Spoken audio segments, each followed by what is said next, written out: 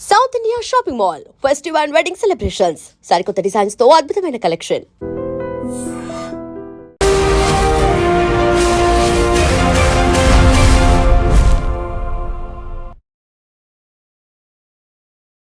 నమస్తే, welcome to iDream social spotlight with Kavitha. శబరిమలలో బంగారం మాయమైపోయింది. 1 కాదు 2 కాదు 4.5 కిలోల బంగారం మాయమైపోయినట్టుగా ఐడెంటిఫై చేశారు. యాక్చువల్‌గా ఆ బంగారం ఎప్పుడు మాయమైపోయింది? ఎందుకు ఇంతకాలం పట్టింది బయటికి రావడానికి?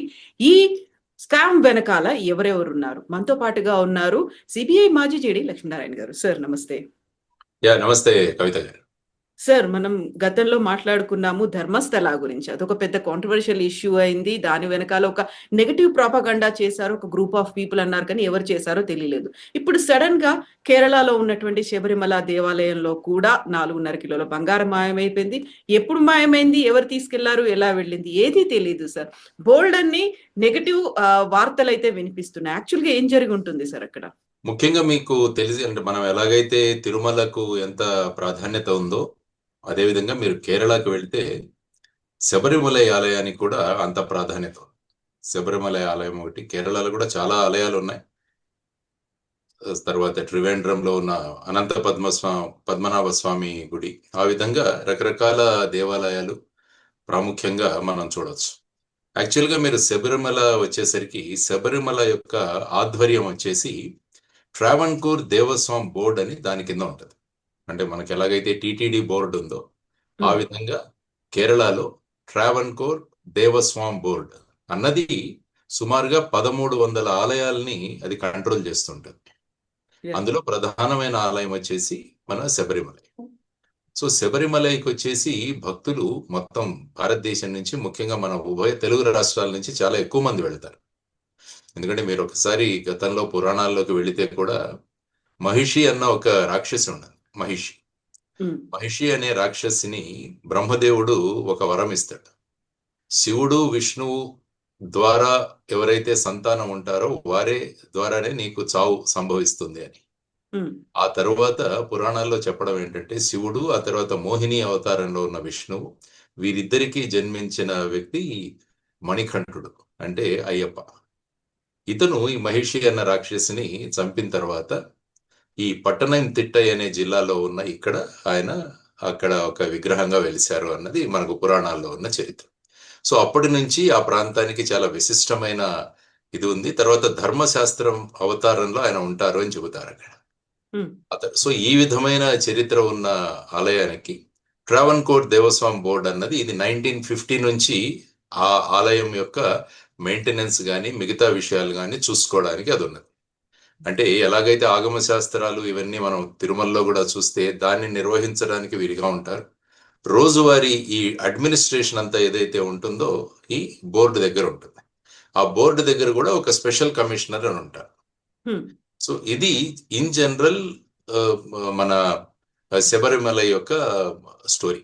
ఆ తర్వాత ఏమైందంటే 1998లో విజయమాలయ ఏవైతే యునైటెడ్ బ్రూవరీస్ యొక్క సంస్థ అధిపతి ఆయన అక్కడికి వచ్చి దీన్నంతా కూడా అక్కడ రాగితో ఉండేదంతా, అక్కడ చుట్టూ ఉన్న పరిసర ప్రాంతాలు అవన్నీ కూడా రాగి రేకులు ఇవన్నీ ఉండేవి. ఆయన ఏమన్నాడంటే ఇవన్నీ కూడా మనం బంగారంతో తాపడం చేయిద్దామని చెప్పేసి ఒక 30 కిలోల బంగారాన్ని ఈ ట్రావెన్కోర్ దేవస్వామి బోర్డుకి ఇవ్వడం జరిగింది. సో 30 కిలోలు, అది ఎప్పుడు 1998లో. ఆ తర్వాత 1999లో అక్కడ వాటిని ఈ పూత వేయడం జరిగింది. అంటే రాగి రేకులు ఏవైతే ఉన్నాయో వాటిని మళ్ళా ఈ బంగారంతో కొంత తాపడం అంటారు దీన్ని, అది వేయడం జరిగింది అని చెప్తాం. ఆ తర్వాత ఏమైందంటే 2019లో మళ్ళా వాళ్ళు ఏమన్నారంటే ఇంకొక స్పాన్సర్ వచ్చాడు మనకి, అతను మళ్ళా ఇక్కడ కొన్ని మార్పులు తీసుకొస్తాను అని చెప్పాడు. అప్పుడు ట్రావెన్కోర్ దేవస్వామి బోర్డు వచ్చేసి ఈ స్పాన్సర్ ఎవరైతే, అతని పేరు ఏంటంటే ఉన్నికృష్ణన్ పొట్టి. అతను యాక్చువల్గా బెంగళూరులో ఒక వ్యాపారవేత్త. అతనికి ఈ విధంగా ఆయన స్పాన్సర్షిప్ లో మళ్ళా ఈ పునరుద్ధరణ పనులు చేయాలి అని నిర్ణయించి అతనికి ఈ ఏవైతే ఈ తాపడం చేయించాలో వాటన్నిటిని కూడా ఆ పనులు అప్పచెప్పింది. ఈ ఉన్నికృష్ణన్ పుట్టి ఏం చేశారంటే చెన్నైలో ఉన్న ఒక స్మార్ట్ క్రియేషన్స్ అన్న సంస్థకి ఈ పునరుద్ధరణ పనులు ఏవైతే ఉన్నాయో అది అప్పగించడం జరిగింది అనమాట. యాక్చువల్గా ఏంటంటే దేవస్థానం బోర్డు నియమావళి చూస్తే ఏవైనా రిపేర్లు కానీ ఇలాంటివి చెయ్యాలంటే అక్కడ ఉన్న వాటిని వేరే చోటికి తీసుకువెళ్ళకూడదు. ఆలయ పరిసరాల్లోనే ఈ పునరుద్ధరణ కార్యక్రమాలు జరగాలి అన్నది అందులో ఉంది. కానీ దానికి విరుద్ధంగా ఇతనికి అక్కడ ఇవ్వడానికి ఒక అవకాశం కల్పించడం జరిగింది. ఆ తర్వాత ఏమైందంటే అక్కడ ఒక మహజర్ అంటాం, మనం మామూలుగా ఏదైనా వస్తువుల యొక్క లిస్టును తయారు చేయడాన్ని మహజర్ అంటాం. అందులో ఏం రాశారంటే రాగి ఈ ప్లేట్లు ఏవైతే ఉన్నాయో అవి అతనికి అప్పచెప్పాము అని రాశారు. యాక్చువల్గా మీరు చూసుకుంటే 1999లో విజయ మల్లయ్య ఇచ్చిన బంగారంతో వాటి మీద తాపడం వేయడం జరిగింది. కానీ వీళ్ళ మాజర్లో ఏం రాశారంటే బంగారు తాపడం వేసిన ఇవి ఇచ్చామని రాయలేదు. వాళ్ళు రాగి రేకులు మాత్రమే మేము అప్పచెబుతున్నామని రాశారు. రాసిన తర్వాత అది అతనికి అప్పచెప్పడం జరిగింది. కానీ అతను ఏం చేశాడంటే దీన్ని చూసుకొని అక్కడ ఫండ్ రేజింగ్ కూడా ఒకటి చేశాడు అతను. అంటే ఈ విధంగా శబరిమల ఆలయంలో ఉన్న రాగి ఇవి నా దగ్గరికి వచ్చాయి, రేకులు వచ్చాయి, వాటిని తాపడం చేయించాలంటే మీ అందరికీ భక్తి దాంట్లో ఉంటుందని చెప్పి అతను ఒక ఫండ్ రేజింగ్ ఈవెంట్ కూడా చేశాడు. చేసి అందులో కొంతమంది ఫిలిం స్టార్స్ ని పిలవడం ఇదంతా కూడా జరిగిందట 2019లో. ఆ తర్వాత ఆ తాపడం వేయించిన తర్వాత మళ్ళా వీటిని తిరిగి అప్పచెప్పడం జరిగింది. అప్పుడు ఏమైందంటే దీనిలో ఒక 4 కిలోల డిఫరెన్స్ వచ్చింది. అంటే వాళ్ళు ఇవ్వడం వచ్చేసి రాగిరేకులుగా అభివర్ణించి వాళ్ళకి ఇవ్వడం జరిగింది. ఆ తరువాత వచ్చిన వాటిలలో చూస్తే అందులో సుమారుగా 4.5 కిలోస్ యొక్క తేడా అందులో వచ్చిందన్నమాట. సో ఆ విధంగా బంగారం దుర్వినియోగం, తర్వాత ఫండ్ రేజింగ్ ఈ రెండు అప్పుడు జరిగాయని చెప్పేసి ఆ తర్వాత ఏమైతుందంటే 2023వ సంవత్సరంలో మళ్ళా ఒకసారి దీన్ని పునరుద్ధరణ చేయాలి అని రిపోర్ట్ ఇవ్వడం జరిగింది. యాక్చువల్గా 2019లో ఇచ్చిన రిపోర్ట్లో ఆ స్మార్ట్ క్రియేషన్స్ వాళ్ళు 40 సంవత్సరాల గ్యారంటీ ఇచ్చారు దీనికి. అంటే చెదరకుండా ఉందట 40. కానీ 2023వ సంవత్సరంలో మళ్ళా దీనికి ఒక పునరుద్ధరణ చేయాలి అని చెప్పేసి అక్కడ ఒక ప్రతిపాదించడం జరిగింది. అప్పుడు ఈ విషయం హైకోర్టు కూడా వెళ్ళింది. ఈ విషయం హైకోర్టుకు వెళ్ళి హైకోర్టు వాళ్ళు కూడా ఒక పెద్ద తీర్పు ఇచ్చారు.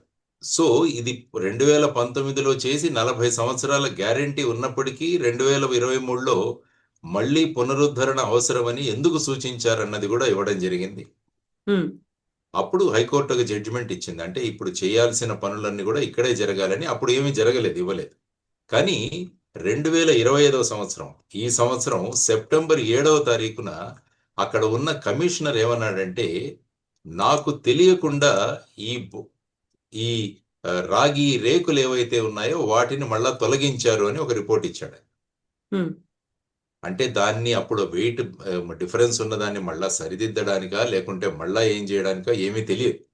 కాబట్టి 7 సెప్టెంబర్న ఆయన ఈ రిపోర్టు హైకోర్టుకి ఇస్తే హైకోర్టు వాళ్ళు సుమోటోగా దాన్ని తీసుకున్నారు. తీసుకుని అప్పటి నుంచి సిరీస్ ఆఫ్ ఆర్డర్స్ ఇవ్వడం మొదలుపెట్టింది హైకోర్టు.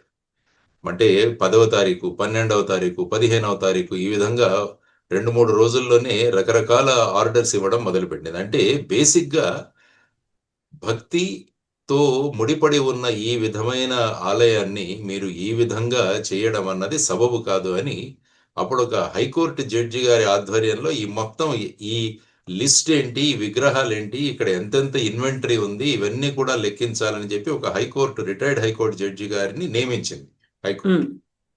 ఆ తరువాత ఏమైందంటే ఫైనల్ గా మళ్ళా అక్కడ ఒక విజిలెన్స్ ఎస్పీ రిపోర్ట్ ఇవ్వడం జరిగింది. ఈ విధంగా అవకతవకలు జరిగాయి. అప్పుడు 2019లో ఇది కేవలం రాగి రేకులు మాత్రమే అని రాశారు. ఆ తర్వాత ఇందులో 4.5 కేజీల డిఫరెన్స్ వచ్చింది. సో వీటన్నిటి గురించి హైకోర్టు మళ్ళా ఒక స్పెషల్ ఇన్వెస్టిగేషన్ టీంను ఒకటి ఏర్పాటు చేయడం జరిగింది. అందులో ప్రస్తుతం కేరళలో లా అండ్ ఆర్డర్ అడిషనల్ డీజీగా పనిచేస్తున్న హెచ్ వెంకటేష్ గారు, ఆయన ఇక్కడ సిబిఐలో మా దగ్గర ఉండేవారు, ఇక్కడ ఎస్పీ గాను డిఐజీ గాను. వారు కేరళ క్యాడర్కి చెందిన ఆఫీసర్, ఆయన మంచి వండర్ఫుల్ ఆఫీసర్. ఆయన ఇప్పుడు additional DG law and order గా ఉన్నారు. ఆయన ఆధ్వర్యంలో కొంత శశిధరన్ అని ఒక ఎస్పీ, తర్వాత ఇంకా బిజోయ్ అని, వీళ్ళందరి ఆధ్వర్యంలోనూ దీని ఇన్వెస్టిగేషన్ జరగాలి అని చెప్పేసి హైకోర్టు నిర్ణయించడం జరిగింది. సో ఈ విధంగా ఇది మీరు టోటల్గా చూసుకుంటే బ్యాక్గ్రౌండ్ 1998 నుంచి మొదలైంది.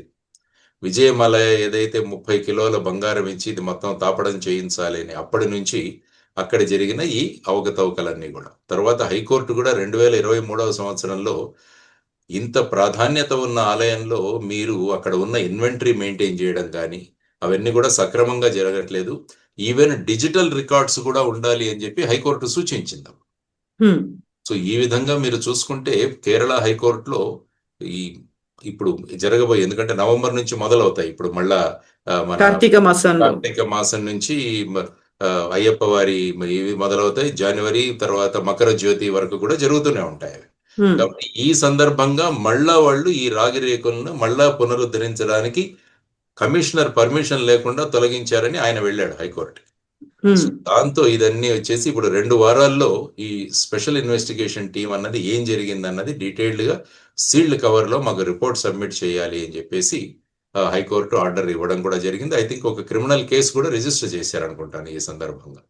సో ఇది ప్రస్తుతం అక్కడ జరుగుతున్న విధానం. మరి చూడాలి ఫైనల్ గా ఎస్ఐటి వాళ్ళు దీంట్లో ఏం తేలుస్తారో, తర్వాత హైకోర్టు జడ్జి గారి ఆధ్వర్యంలో ఉన్న ఈ మొత్తం ఇన్వెంటరీ ఏదైతే ఉందో ఆ ఇన్వెంటరీ మొత్తం, ఇంతకుముందు కూడా అనంత పద్మనాభ స్వామి గుడిలో కూడా ఈ విధంగా ఇన్వెంటరీ గురించి అక్కడ ఒక ఐ థింక్ 7th ఏదో ద్వారం తెరవడం, దీని గురించి సుప్రీంకోర్టు వరకు వెళ్ళింది. అప్పుడు సుప్రీంకోర్టు వరకు కూడా వెళ్ళిన సందర్భాలు ఉన్నాయి.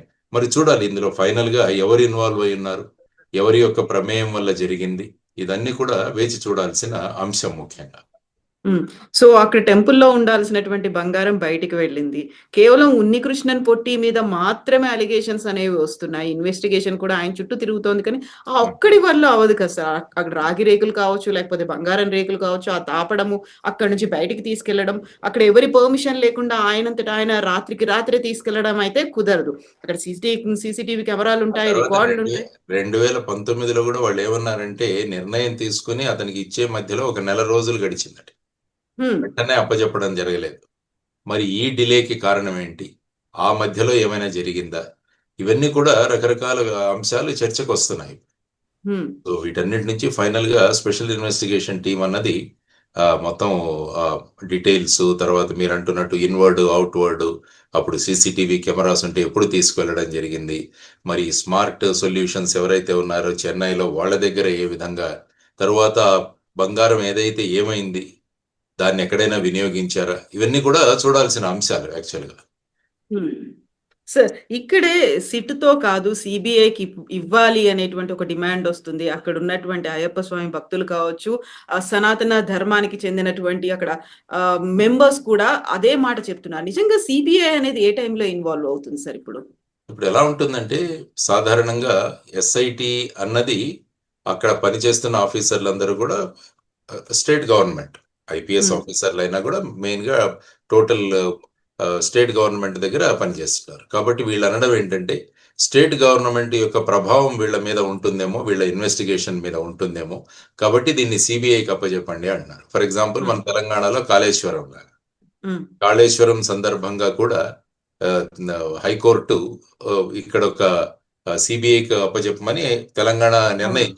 అంటే అప్పుడు చాలా మంది ఏమన్నారంటే మీరు ఇక్కడ ఎందుకు చేయకూడదు ఇది అన్నది సాధారణంగా ఉంటుంది. సో సిబిఐ ఎప్పుడు వస్తుందంటే ఇందులో 2 సిచ్యువేషన్స్ లో సిబిఐ వస్తుంది. ఒకటి ఫర్ ఎగ్జాంపుల్ స్టేట్ గవర్నమెంట్ కనుక సిబిఐకి కేసు చెప్పాలి అంటే, ఫర్ ఎగ్జాంపుల్ కాళేశ్వరం లాగా వాళ్ళకు నోటిఫికేషన్ తీస్తారు, దాన్ని సెక్షన్ 6 నోటిఫికేషన్ అంటారు. ఆ తర్వాత ఈ నోటిఫికేషన్ సెంట్రల్ గవర్నమెంట్ కు పంపిస్తారు. అప్పుడు సెంట్రల్ గవర్నమెంట్ కనుక ఆమోదిస్తే, కేంద్ర ప్రభుత్వం ఆమోదిస్తే, వాళ్ళు సెక్షన్ 5 నోటిఫికేషన్ ఇష్యూ చేస్తే అప్పుడు ఆ కేసు సిబిఐకి వెళ్తుంది. ఇది ఒక రకం. రెండవది వచ్చేసి హైకోర్టు కానీ సుప్రీంకోర్టు కానీ ఏదైనా కేసు సిబిఐ ఇన్వెస్టిగేట్ చేయమని ఆర్డర్స్ ఇస్తే ఇంక ఈ సెక్షన్ 6 నోటిఫికేషన్, సెక్షన్ 5 నోటిఫికేషన్ అవసరం లేదు, డైరెక్ట్ గా సిబిఐ ఇన్వెస్టిగేషన్. ఇప్పుడు కేరళ హైకోర్టు ఏం చేసిందంటే ఈ కేసును ఎస్ఐటి వాళ్లే కన్స్టిట్యూట్ చేసి ఎవరి ఆధ్వర్యంలో జరుగుతుందని హైకోర్టు ఆర్డర్లో ఉంది. హెచ్ వెంకటేష్ గారి పేరు కూడా అందులో ఇవ్వడం జరిగింది. సో ఇప్పుడు ఏంటంటే మీరు అన్నట్టు వారు ఈ విధంగా ఇది రాష్ట్ర ప్రభుత్వానికి సంబంధించిన అధికారులు కాబట్టి వాళ్ళు ఏమన్నా వాళ్ళకేమన్నా ఫేవర్ చేస్తారేమో అన్న ఒక అనుమానంతో ఈ విధంగా సిబిఐకి ఇన్వెస్టిగేషన్ ఇవ్వాలని చెప్పేసి వాళ్ళు హైకోర్టులో అడుగుతుండవచ్చు. ఉమ్. సో ఇది చూడాలి మరి ఎస్ఐటి ఇన్వెస్టిగేషన్ ఫైనల్ గా హైకోర్టు ఏ నిర్ణయం తీసుకుంటుంది. మరి ఈ హైకోర్టు యొక్క నిర్ణయానికి విరుద్ధంగా సుప్రీంకోర్టుకి ఎవరైనా వెళ్తారా, ఎస్ఐటి బదులుగా దీన్ని సిబిఐకి అప్పచెప్పాలని చెప్పేసి వెళ్ళే అవకాశం కూడా ఉండవచ్చు. ఇది జనరల్ గా సిబిఐ ఏ సందర్భంగా కేసు ఇన్వెస్టిగేషన్ టేకప్ చేస్తుందన్న దానికి కొంత వివరం. సో 10-15 ఏళ్లుగా వాటికి సంబంధించినటువంటి రికార్డులు అవి లేవు అనుకున్నప్పుడు రైట్ ఫ్రమ్ ద బిగినింగ్ 99లో ఒరిజినల్ గా స్వర్ణ తాపడమే జరిగిందా లేదా, అంటే మళ్ళీ విజయమాల్యా దాకా వెళ్ళి అక్కడి నుంచి తవ్వుకుంటూ తీసుకురావాల్సిన పరిస్థితులు ఉన్నాయా సార్? ఎందుకంటే విజయ్ మాల్యా వాళ్ళ యూబీ దగ్గర నుంచి ఒక రిపోర్ట్ ఉందని నేను చదివాను ఎక్కడ పేపర్లో. అంటే ఈ అందులో ఏంటంటే రకరకాలు పై ఉన్న శ్రీవారి యొక్క కప్పు ఏదైతే ఉందో దాన్ని తాపడం చేయించడం, తర్వాత అక్కడ ఉన్న విగ్రహాలు ఏవైతే ఉన్నాయో 2 పక్కల ఉన్న విగ్రహాలు, ద్వారపాలకులు, తర్వాత ఆ చుట్టుపక్కల ఉన్న మిగతా రాగి రేకులు, వీటన్నిటిలో రాగి రేకుల యొక్క బంగారు తాపడం చేయడానికి సుమారుగా 1.5 కిలోస్ వాడడం జరిగింది అని చెప్పేసి ఒక రికార్డు వాళ్ళ దగ్గర యూబీ వాళ్ళ దగ్గర ఉందట. ఆ రికార్డుని వాళ్ళు ఇక్కడికి కూడా సబ్మిట్ చేశారని విన్నాను. స్పెషల్ కమిషనర్కి ఆర్ విజిలెన్స్ వాళ్ళకి ఇచ్చారని చెప్పేసి వాళ్ళు చెప్పారు. అంటే వీళ్ళు 30 కిలోల బంగారాన్ని ఏ విధంగా వినియోగించారు అని చెప్తే దానికి వచ్చిన కరస్పాండెన్స్ అనుకుంటాను, అందులోంచి ఒక లెటరు వారికి వెళ్ళింది అని చెప్పేసి నేను చూడడం జరిగింది. అంటే పేపర్లో వేసిన అంశం. అంటిల్ అన్లెస్ ఎస్ఐటి అన్నది ఇన్వెస్టిగేట్ చేసి అందులో ఉన్న విషయాలు, తర్వాత వచ్చేసి ఎస్ఐటి యొక్క దీనికి కూడా ఐ థింక్ ఒక హైకోర్టు జడ్జి వారిని కూడా వాడి ఆధ్వర్యంలో చేయమని చెప్పి కూడా ఉన్నారని చెప్పి నేను వినడం జరిగింది. ఆ తర్వాత జస్టిస్ కేటీ శంకర్ ఆయన యాక్చువల్గా ఇన్వెంటరీ తర్వాత ఇవన్నీ కూడా మొదటి నుంచి ఈ బాధ్యత ఇవ్వండి అని చెప్పేసి ఆయనకు కూడా ఇచ్చారు జస్టిస్ కేటీ శంకరన్ గారికి. సో ఆలయ ఆస్తుల యొక్క ఇన్వెంటరీ మీరు ఇప్పుడైతే ఏదైతే అన్నారో ఇన్వెంటరీ అంతా కూడా మీరు దాన్ని తవ్వి తీయండి అని చెప్పి ఆయన, తర్వాత ఇందులో ఉన్న క్రిమినల్ ఎలిమెంట్ ఏదైతే ఉందో, అంటే ఎవరైనా ఇందులో నేరపూరితమైన చర్యలు ఏవైతే ఉన్నాయో అవి బయటికి తీయడానికి ఎస్ఐటిని కాన్స్టిట్యూట్ చేయడం జరిగింది. ఇది 2 రకాలుగా జరుగుతుంది అన్నమాట. సో ఇప్పుడు హైకోర్టు అడిగినట్టుగా నిజంగా అది పెట్రోల్ డీజిల్ లాంటిదా, బంగారం ఆవిరైపోలేదు కదా, ఎందుకు ఎక్కడ పోయింది, ఎవరు మాయం చేశారు, ఇవన్నీ చెయ్యాలి అంటే ఇంటర్నల్ గా కూడా ఎవరో సహకరించిన వాళ్ళే ఉండి ఉంటారు కదా సార్. దేవస్వం బోర్డు వాళ్ళు కావచ్చు, లేకుంటే అక్కడ ఉన్నటువంటి అధికారులు కావచ్చు, ఉంటారు. అందుకని ఇన్వెస్టిగేషన్లో ఇవన్నీ కూడా బయటకు తెస్తాయి. ఎందుకంటే మోస్ట్లీ డాక్యుమెంట్స్ ఉంటాయి ప్రతి విషయం వెనకాల కూడా. ఏదైనా అప్పచెప్పాలన్నా కూడా డాక్యుమెంట్స్ అవి సక్రమంగా నిర్వహించారో లేదో అన్నది కూడా చూడాలి. అలాంటివి ఉన్నాయా లేవా, లేకుంటే నోటి మాటతో ఇచ్చేశారా, ఎవరి యొక్క ప్రభావం దీని మీద ఉంది, ఇవన్నీ కూడా చూడాల్సిన అంశాలు. ఓన్లీ ఆఫ్టర్ ఎస్ఐటి సబ్మిట్ చేసిన తర్వాతనే నీకు తెలుస్తుంది. ఎందుకంటే సాధారణంగా అనేక విషయాలు మనం వింటున్నప్పుడు రకరకాల విషయాలు, ఫర్ ఎగ్జాంపుల్ మీరు ఇంతకు ముందే మాట్లాడారు ధర్మస్థలాలో కూడా విపరీతంగా జరిగింది, ఆ తర్వాత ఇది జరిగింది అనుకున్నాం, కానీ ఫైనల్ గా అక్కడ కూడా ఎస్ఐటి ఫార్మ్ అయింది. ఎస్ఐటి అడిషనల్ డీజీ మొహంతి గారి ఆధ్వర్యంలో ఒక ఎస్ఐటి ఫామ్ అయింది. అక్కడ కూడా వాళ్ళు కూడా చాలా చోట్ల ఈ ఎవరైతే అందులో ఫిర్యాది ఉన్నాడో అతని కంప్లైంట్ మీద తీసుకొని అనేక చోట్ల తవ్వకాలు కూడా జరిపారు. కానీ ఫైనల్ గా అతని మీదే కేసు పెట్టారు. ఎవరైతే ఇన్ఫర్మేషన్ ఇచ్చాడో అక్కడ పారిశుద్ధ్య శానిటరీ వర్కర్ ఎవరైతే ఉన్నాడో అతని మీదే కేసు జరిగింది. అతను నన్ను ఎవరో ఇన్ఫ్లుయెన్స్ చేశారు అని చెప్పడం కూడా జరిగింది. సో ఇటువంటి అంశాలు ఏవైతే ఏమంటే ఈ విధమైన సంచలనాత్మక విషయాలలో మనం ఇలా కూర్చొని మనం నిర్ణయించాలి ఏం జరిగిందో అని. అంటే ఇన్వెస్టిగేషన్ జరిగితే అప్పుడు కూడా ధర్మస్థలాలు కూడా చాలా అనుకున్నారు, ఇన్ని బాడీలు మిస్ అయ్యాయి, అవయ్యాయి కూడా ఒక అప్పుడు వందలని. కానీ ఫైనల్ గా అందులో ఏంటంటే ఏదో ఒక ఐ థింక్ 13 సైట్ ఏదో అక్కడ కొద్దిగా ఎముకలు బయటపడ్డాయి అని అన్నారు, అంతే తప్ప ఆ తర్వాత ఏ విధమైన అంచనాలు పేపర్లు టీవీల్లో కొన్ని రోజులు హోరెత్తిపోయింది, 10 రోజులు దాని గురించి. సో ధర్మస్థల గురించి ఆ తర్వాత మళ్ళీ ఏమి ఫాలో అప్ కూడా ఎక్కడా లేదు. కాబట్టి దీని విషయం కూడా ఇలాంటిది జరిగి ఉండకూడదు అనేది మనం అందరం కూడా కోరుకోవాలి. ఎందుకంటే పవిత్రమైన ధార్మిక స్థలంలో ఈ విధమైన ప్రవర్తన ఏదైనా జరిగి ఉంటే అది తప్పు, అది ఆ విధంగా చేయకూడదు. ఎందుకంటే ఆలయాల యొక్క ప్రాపర్టీ కావచ్చు, అక్కడ ఉన్న ఆస్తులు కావచ్చు, అవి చాలా ఆధ్యాత్మిక పద్ధతిలో భక్తులందరూ కూడా చాలా భక్తి శ్రద్ధలతో దేవస్థానానికి సమర్పించిన కానుకలు అవన్నీ కూడా. వాటిని ఎలా ఉపయోగించాలి, ఇప్పుడు చూస్తే ఇక్కడ తిరుమలలో కూడా పరకామణి ఇన్సిడెంట్ కూడా మళ్ళా బయటకు వచ్చింది. అక్కడ భక్తులు సమర్పించిన డాలర్లను తీసివేశారని, ఎవరైతే ఆ వ్యక్తి చేశాడో ఆ వ్యక్తి ఆస్తులన్నీ కూడా శ్రీవారికి నేను ఇచ్చేస్తున్నానని చెప్పాడు. ఇవన్నీ కూడా జరుగుతున్నాయి. ఆ తర్వాత లడ్డూలో ఉన్న కల్తీ ఇవన్నీ కూడా మనం చూస్తున్నాం. దాని గురించి కూడా సిబిఐ ఆధ్వర్యంలో ఒక ఎస్ఐటి ఇన్వెస్టిగేషన్ జరుగుతుంది. సో ఇదంతా అన్ఫార్చునేట్. ఇటువంటి ధార్మిక స్థలాల్లో ఇటువంటివి జరగడం అన్నది అది టోటల్గా అది ఇట్ ఈస్ అన్యాక్సెప్టబుల్. ఎందుకంటే పవిత్రత ఉన్న ప్రదేశంలోనే ఇలాంటివి జరిగితే చాలా విపరీతమైన పరిణామాలు ఉంటాయి ఉన్నదన్నది కూడా వారు తెలుసుకోవాలి.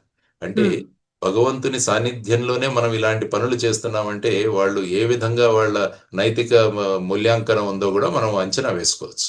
సో వీటన్నిటి మీద త్వరగా ఇన్వెస్టిగేషన్ జరగాలి. ఎవరైతే ఇన్వాల్వ్ అయినారో వాళ్ళందరినీ కూడా బయటికి తీసుకువచ్చి తగిన శిక్ష ఖచ్చితంగా త్వరగా విధించాలని మనం కోరుకుందాం. అంటే ఇన్ కేస్ ఎవరైనా ఇన్వాల్వ్ అయి ఉంటే ఆఫ్టర్ ఇన్వెస్టిగేషన్.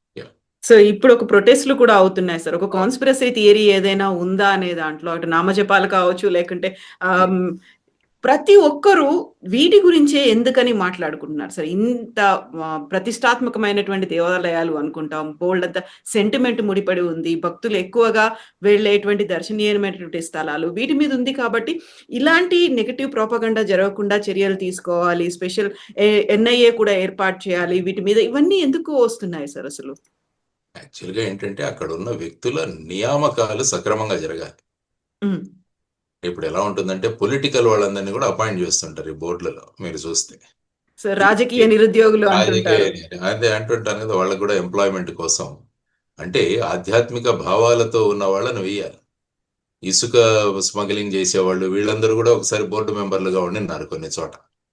సో ఈ విధంగా ఈ పార్టీకి ఎన్ని సీట్లు, ఈ పార్టీకి ఎన్ని బోర్డు మెంబర్లు కాదు, ఏ వ్యక్తులను అక్కడ నియమిస్తున్నాము, వారి యొక్క బ్యాక్గ్రౌండ్ హిస్టరీ ఏంటి, వాళ్ళ యొక్క భక్తి ప్రపత్తులు ఏ విధంగా ఉన్నాయి, ఇవన్నీ కూడా అంచనాలు వేసి మనం వేసుకోవాలి. ఇది ఒక గవర్నమెంట్ మెషినరీ లాగా నడిపే వ్యవస్థ కాదు. అందుకనే సుబ్రహ్మణ్యం స్వామి గారు గవర్నమెంట్ నియంత్రణలో ఇవన్నీ కూడా పోవాలని చెప్పి ఆయన సుప్రీంకోర్టులో కూడా ఒక పబ్లిక్ ఇంట్రెస్ట్ లిటిగేషన్ వేశారు. ఇవన్నీ కూడా సనాతన బోర్డులు ఇలాంటివి నిర్వహించాలి కానీ ప్రభుత్వ ఆధీనంలో ఉండకూడదు అన్నది ఆయన చెప్తున్న విషయం. ఎందుకంటే మనం లౌకికవాదం ఏదైతే అంటున్నామో దానిలో ప్రభుత్వం అన్నది ఒక విశేషమైన దీని గురించి, ధర్మాన్ని గురించి వాళ్ళ కంట్రోల్ ఎందుకు అని ఆయన మాట్లాడుతుంటారు. సో వీటన్నిటి గురించి ఆలోచించి ఇప్పుడు జరుగుతున్న తిరుమలలో కావచ్చు, లేకుంటే శబరిమల కావచ్చు, లేకుంటే ధర్మస్థల కావచ్చు, వీటన్నిటి నుంచి ఒక నిష్కర్షలు మనం తీసుకుని ఫైనల్ గా ఇటువంటివి జరగకుండా ఏం చేయాలన్న దానికి ఒక పర్మనెంట్ యాక్షన్ ప్లాన్ అన్నది తీసుకురావాలి. లేకుంటే ఇటువంటి అంశాలు ఏవైతే ఉన్నాయో మీరు అన్నట్టు అది విపరీతమైన పరిణామాలు, విపరీతమైన ప్రభావాలకు కూడా ప్రజలు గురి అయ్యే అవకాశం కూడా ఉంటుందన్నమాట. దీని నుంచి మనం జాగరూకతగా ఉండడానికి త్వరగా వీటిని పరిష్కరించి నియామకాలు వీటన్నిటిలో కూడా ఇంకా కొన్ని ప్రాంతాల్లో అన్య మతస్థులు కూడా బోర్డులలో ఉన్నారు, లేకుంటే అక్కడ పని చేస్తున్నారు అన్నది కూడా ఎప్పుడూ వివాదం జరుగుతూనే ఉంటుంది. ముఖ్యంగా శ్రీశైలం ప్రాంతంలో ఈ విధమైన కాంట్రవర్సీ కూడా ఒకటి మనం చూసాం. సో వీటన్నింటినీ పరిగణలోకి తీసుకుని దీనికి ఒక ఫైనల్ సొల్యూషన్, పర్మనెంట్ సొల్యూషన్ అన్నది తీసుకురావాలన్నది మనం అందరం కూడా కోరుకోవాల్సిన అంశం. Yes sir, thank you so much sir. Thank you sir. And for more videos, please subscribe to iDream. Please subscribe to iDream. Please subscribe iDream. And please subscribe to iDream. For more videos, subscribe to iDream. please like, share and subscribe to the channel. Congratulations, iDream. Subscribe to iDream. Subscribe to iDream. So subscribe to iDream Media. iDream ki iDream team andarki huge congratulations. Please subscribe iDream Media. Please subscribe to iDream. Subscribe iDream. Please subscribe to iDream. iDream అంటే నా కళల channel subscribe చేసుకున్న నోరు తిరుగుతలేదు, మీరైతే గంట గుర్తు కొట్టండి. For more such videos, please subscribe to iDream. Subscribe to iDream. Please subscribe to iDream. Please subscribe iDream Media. Please do subscribe to iDream. Please subscribe to iDream Media. For best entertainment and information, please subscribe iDream. And don't forget to subscribe to iDream.